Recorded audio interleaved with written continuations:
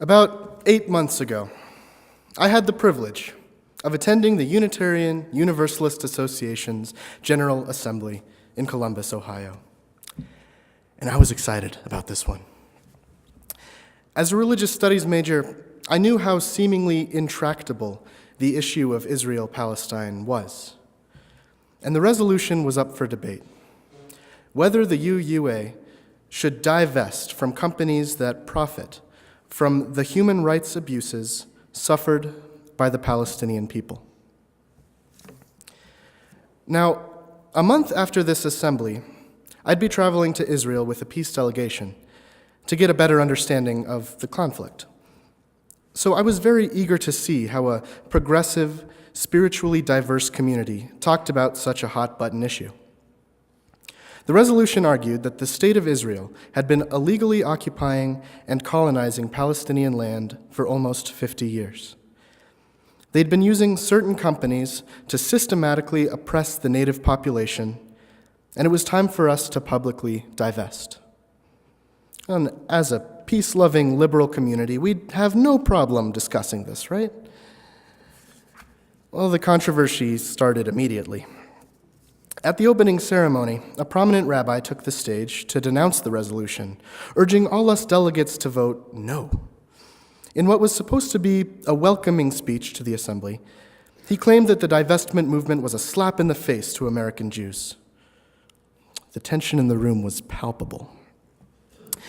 Later that week, a panel of religiously diverse UUs discussed their personal backgrounds, and we couldn't just let them speak. They had to fend off applauding and booing. And to top it off, at the end of the week, the UUA announced that they had quietly removed their investments anyway. So one side said they hadn't gone far enough, that they hadn't publicly divested to make a political statement. And the other side felt cheated, as if they hadn't gotten a vote, as if the unilateral move was anti-Semitic, anti-Israel, anti-democratic. So the resolution was altered. Instead of voting to divest, we would now be voting on whether or not to commend the UUA for already removing its investments. Just pretty weak in comparison, right? So debate began, finally, and was immediately halted by a motion to postpone the vote indefinitely. That failed, but then the next motion argued that the resolution was not a business resolution, as defined by the UUA, so it should not be voted on. And most of the remaining 2 hours was spent debating amendments. Explicitly recognize the state of Israel as legitimate, or take out the word Palestinians. The rhetoric was sour and angry. Accusations of anti-Semitism, Islamophobia, racism, and willful ignorance were hurled. And I witnessed my fellow delegates, hundreds of them, yelling at each other, at the speakers, at the moderator. Almost nobody got a chance to debate the actual resolution before it was time to vote. So much time had been spent bickering over details. Almost no discussion had taken place. It got so bad, the moderator had to call a minister up to the stage to deliver a soothing meditation. The final score? 55% voted for divesting, 45% against. But to be adopted, it needed 2/3 of the vote. So despite a majority in favor, the resolution failed. And neither side was exactly happy about that outcome. And my illusions about the peace-loving, progressive community getting together for insightful dialogue were shattered. This wasn't supposed to happen to us. So it was with confusion and frustration in my heart that a month later, I flew to Israel. My advisor had told me about an opportunity to travel with a group called Interfaith Peace Builders to talk to organizations and understand the situation on the ground. There were a lot of reasons I wanted to go, but I think that I expected that through dialogue and debate, some solution would present itself. One state, two state, whatever, that there would be some golden political fix, some quick policy change that I could advocate for back home. No, I ended up coming back even less sure that the problem had a solution. I knew a few things going in. They gave us a reading packet. I knew that Israel was created in 1948, occupied the Palestinian territories in 1967, and that the area had undergone a series of confused peace deals since then. I knew that both sides were prone to using violence to get their way, and that there was no clear consensus on the best way to stop it. But mostly what I learned from my reading was what I'd already experienced at General Assembly. An issue that is rooted deep in religion, culture, class, politics, history, and identity will inevitably become divisive. There was a kind of recurring theme for the next 2 weeks. Misrepresentation, lack of understanding, lack of empathy, and point of view. Both sides, I discovered, had constructed a reality of the situation that didn't consider the other side's reality. Arguments about Israel and Palestine tend to be fought using the terms Jewish and Muslim, or Jews and Arabs.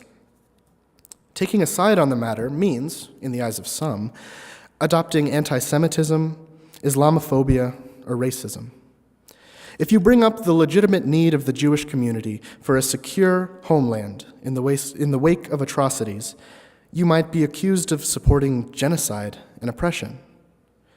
If you express sympathy for Palestinians undergoing occupation and apartheid, says the other side, you must be okay with the Holocaust or deny it altogether. There are a lot of lenses through which to view conflict. In the Holy Land, almost all of them apply in some form or another. But very quickly on, I saw how this knee-jerk, jump-to-conclusions style of labeling opinions would only make the argument worse. Before we left from Washington, the organizers ran us through what to do if we were denied entry to the State of Israel. We flew on 5 different flights, and each one had one person detained at the airport in Tel Aviv, interrogated, and sent back home. 5 people were denied entry and told that they were threats to national security. Each of them was Muslim, except for Owen. Owen was a teacher from New York who had a long black beard, and the guard who questioned him was not subtle about his reservations. Are you a Muslim who changed your name to be American? Or did you recently turn Muslim and haven't changed your name yet? Well, they were all jailed for several hours before being sent back home. Owen said later, "I've never been to a place where profiling seems so celebrated." So already I'm a little bit out of my comfort zone. Right? Well, the rest of us made it to our hotel in East Jerusalem. The drive was pretty nice, actually very reminiscent of New Mexico. Dry hills teeming with bits of brush, small desert communities peppering the road every so often, a 26-foot-high concrete wall. I mean, we don't have that yet, but you get the idea. Over the next 2 weeks, we'd be staying mostly in the West Bank, the occupied Palestinian territory that's sandwiched between Israel and Jordan. We met with a lot of groups in the next few days. The first week was a whirlwind of conflicting emotions. We traveled to Bethlehem first to meet with some peacemakers. I prayed in the Church of the Nativity. I learned that 2/3 of Palestinians are considered forcibly displaced under international law. I observed powerful art and poetry painted on the border wall. I discussed with a Christian organizer how anti-Semitism slowly seeps into public discourse, how a people under oppression can conflate politics with religion and falsely condemn Judaism for the actions of the Israeli government.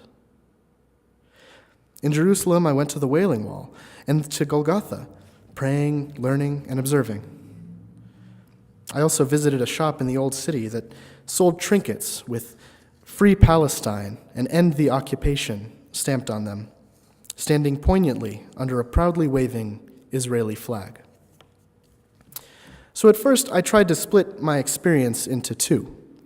One as a pilgrim to the Holy Land, paying tribute to the matriarchs and patriarchs of Western religion, and the other as a witness to the conflict, noting violence and oppression in the modern day.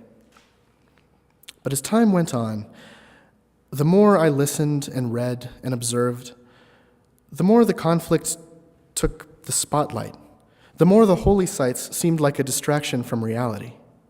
The more disillusioned with the peace process I became, the less I knew about right and wrong.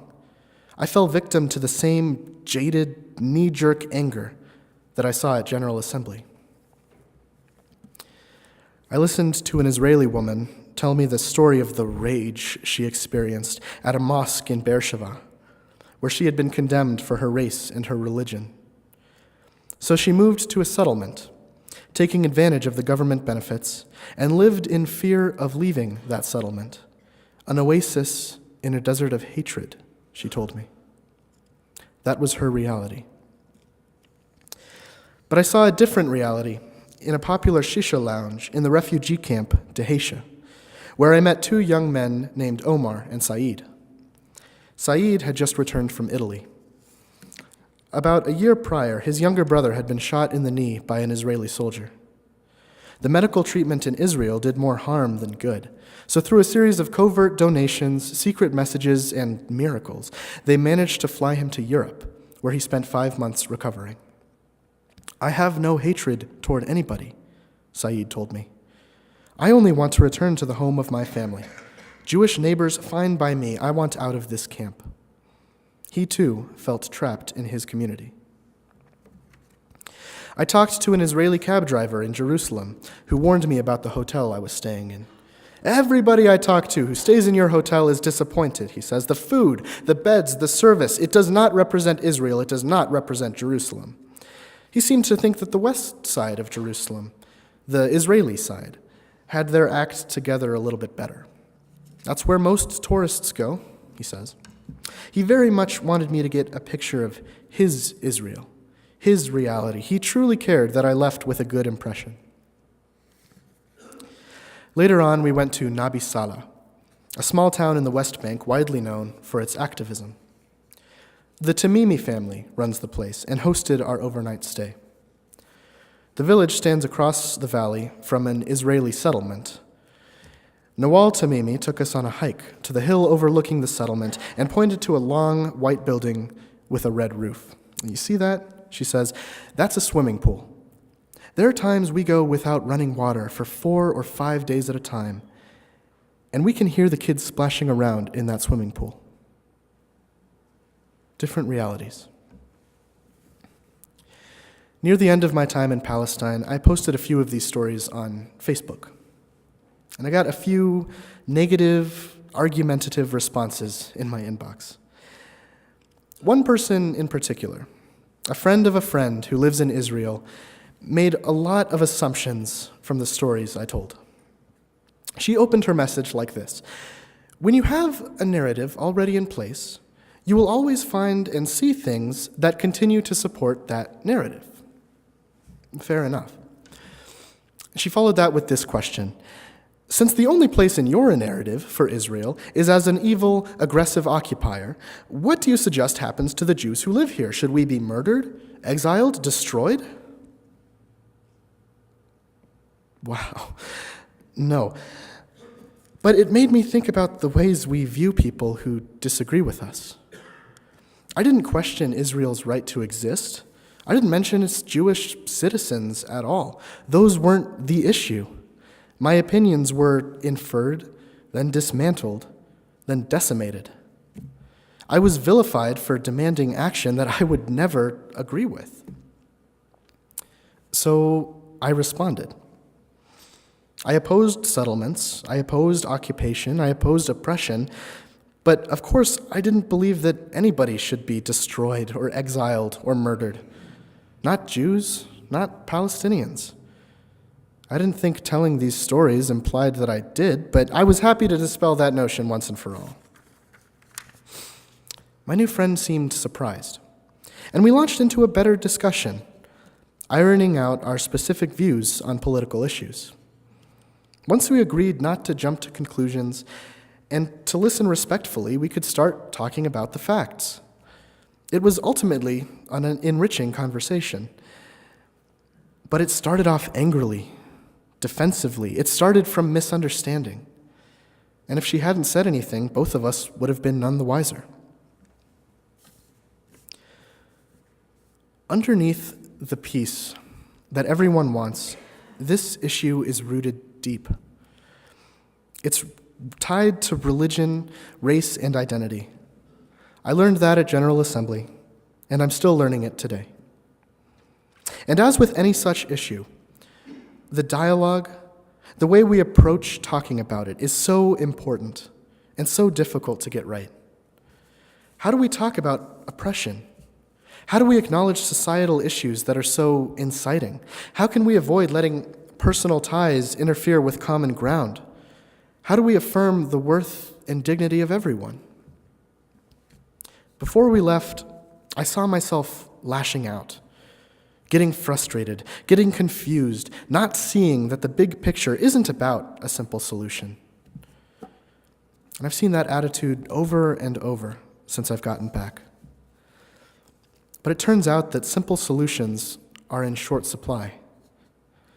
It's dialogue and debate that brings us something else, that humanizes us. And maybe all we can do is practice talking across the realities. Our contribution to the solution is our ability to see and talk about the world in all of its complexities.